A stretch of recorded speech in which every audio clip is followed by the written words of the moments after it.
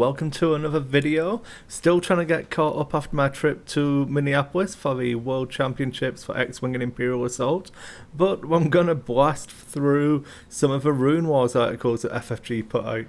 So where we are today is the articles that came out May 1st through May 8th, which we'll get right into it. Obviously the first one from May the 1st was the Rune Golem expansion. So as we go through, we get some nice pictures of the alternate sculpt, which leads a lot of potentials for conversions here, even more shiny swords and good textures on there, so that'll fit in nicely with the other model. Obviously the other model is the Rune Golem that we get in the expansion in the core set. So only 2 sculpts, but loads of just simple hand swaps should do well, making it look interesting. Going through, then we've seen the dial already. We've played games with it now. We have the Wild Rune upgrade, which is pretty nice actually. 6 points, so it doesn't come cheap, but it does add a little bit of versatility to Rune Golem's movement, which is one of the key features that people have been complaining about with Rune Golem. So I do think that that'll come in handy. Then what else do we have? The Spearman picture. So obviously just previewing the Spearman expansion. Then the Triumphant Cry. This one I really like, especially if you're going to throw it, go whole hog and go for the 9-man unit with the front line Rune Golem after you've smashed someone in combat. Having this one so you can do a reposition after you defeat that enemy, line up your charges for following turns. Because the way I've seen the games going at the moment is it does tend to get quite tight, so after you've defeated your opponent, getting that maneuver does seem really strong, and it's only a 3-point upgrade, which impresses me quite a lot. There's a lot of potential in there for this one. Then the next article we had was the 2nd of May, which was the Hero of Daqan, and that was the Lord Hawthorne pack. So we have him on foot and mounted, obviously.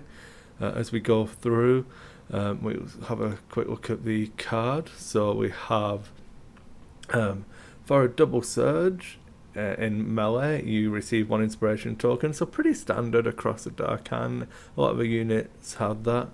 After you perform a melee attack, you may perform a melee attack against another enemy that has not been targeted by your melee attack during this activation. So, lots of words there. If you can get him surrounded and absolutely piled into everyone, he can just hack through all of the enemies and do loads of work for you. The white-red die is going to be a pretty decent attack, so good chance for him to actually cut swathes through your opponent's armies. Then, as his special, you have each of the ally at range 1 to 3 receives 1 inspiration token. So can help buff your army. Then he is Brutal 1, which is going to be nice, obviously, with this combination of dice. Then we have his cost, 34 points. His allowable upgrades is the talisman-y thing and the crowny thing. I probably should read what we're called now, but I think it's more fun this way. Then you may reconfigure the trays in each of your units before setup. No unit can be more than 4 trays wide or 4 trays deep after reconfiguring, and each rank must be full. So, this ability is expletively awesome. Let's have a think now. So, cavalry can go pretty good. You could just be fully wide, so you could just go 4 wide with cavalry, because that completes a full rank, and the mind boggles at how awesome that is. The impact of brutality from that, the fact that you're going to get stupid movement with the banking charges, lots of potential here. Then we have a nice picture of him on his horse pointing at stuff. the model, in all honesty, without being facetious, the model does look pretty nice. We'll go back. It kind of suffers the old Games Workshop style of massive hands, but that's just hero scaling in 28mm, because if you do them at Twitter scale, it's pretty hard to paint them. So I have no problems with that modelling. I'm used to it anyway. Sweeping Strikes is the Lord Hawthorne only upgrade card. It's a melee attack. Your front edge is treated as touching the front edge of all enemies at range 1 that you are not engaged with. So we go back to his melee attack ability, that he can just keep attacking everyone. This one now gives him a bubble of murder, death, kill, hoboliness that is going to just absolutely massacre people. This guy's going to be good. The Dawn Blade is a talisman which you can take in combination with this one.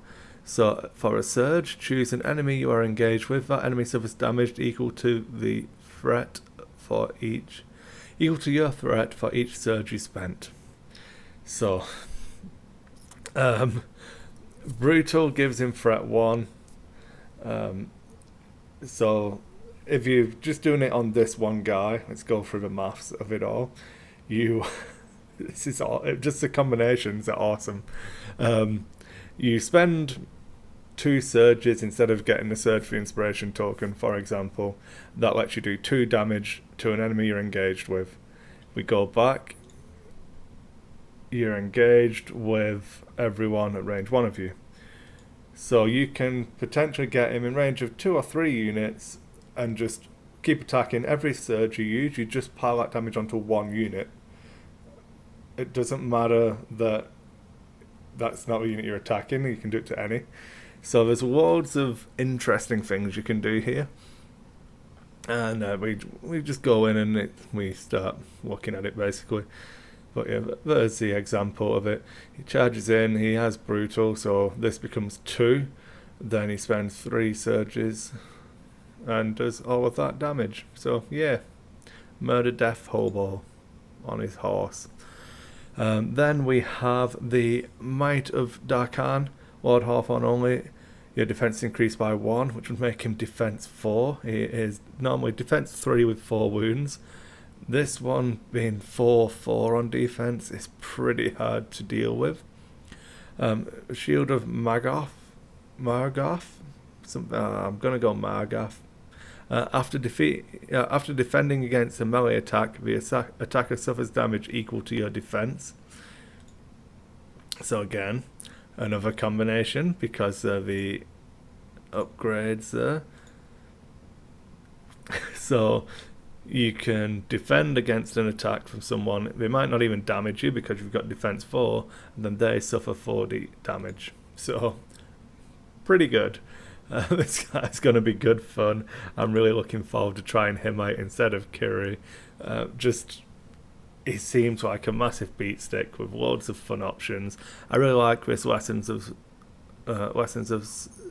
Sergeant. I've got it on this monitor over here. That's why I keep looking away. But this guy just looks awesome. Good fun. And yeah, there's not much else to say about him.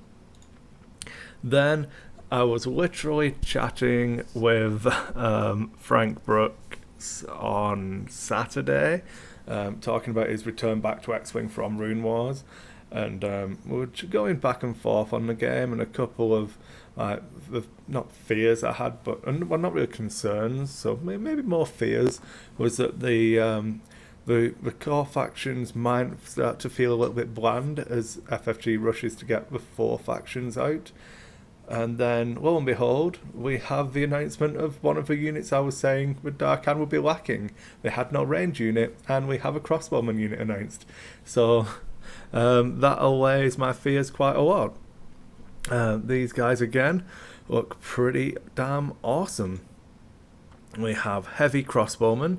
They've got a defense of 1 and 1 wound each. They have a range attack, which is red-blue, and a melee attack of blue. For 2 trays, it is 19 points. 3 trays is 27. 6 trays, value for blowing people off the wall, off the face of the earth. 48 points, and these guys are just gonna absolutely do damage to people. They have the unique surge, so you can only activate this once per attack. If a defender is at range 1 to 3, you can add a mortal wound.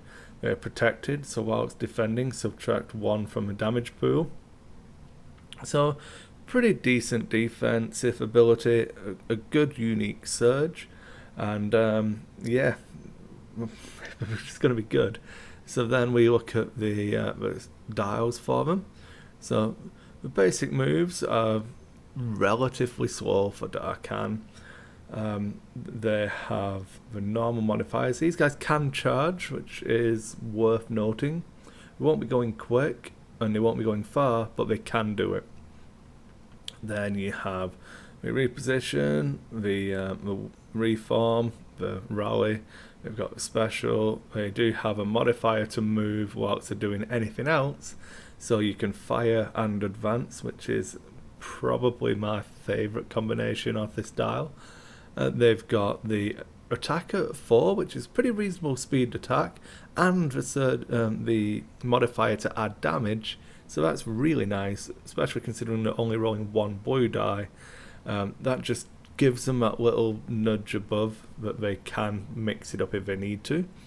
And then the surge and crossbow attack to help you try and trigger that. So this ability should be happening fairly reliably as long as you're at range 1 to 3. Getting close, support your spearmen, advance everything together, and pile these guys in with their shooting. It's well worth it. And it talks about piercing strike. I'll just read the card from here. So with your melee or ranged attack, if a defender is at range 1, you may either exhaust this card to reduce the defender's defense by 1 for this attack to a minimum of 2. So this really helps with the rune golems, as we just spoke about Lord Hawthorne. So this is a really nice card. Or you can discard it to do a mortal wound. I think this is really good, because it just gives you options. You can then start doing interesting stuff like we show here. You surge for a mortal wound, ditch a card. If it's going to finish off that one model that you need to, it's well worth it. And it was, let me remember, 6 points? 3 points. Oh, damn, massively overcosted it in my head. So yeah, there we go. We have a ranged unit for the Daqan announced. So it wouldn't surprise me, obviously, if we started to see a cavalry unit that isn't the Carrion Lancer, some form of cavalry, or maybe a heavy infantry for the Warqua the Undying, the undead faction. But we'll see what we decide to do. But yeah, that's it. I think we can hopefully wrap this video up and keep it under 15 minutes. But there we go. Lots of stuff come out for RuneWars to get us excited about, and that's the new stuff for Daqan faction. I did want to take one moment before we close the video out. I got myself a little music box, so I'm going to go through and start thanking one of the patrons. So Sam Wood, thank you. So he's a jolly good fellow, for he's a jolly good fellow, for he's a jolly good fellow. Let's all say all of us. Basically, Sam was my first Patreon.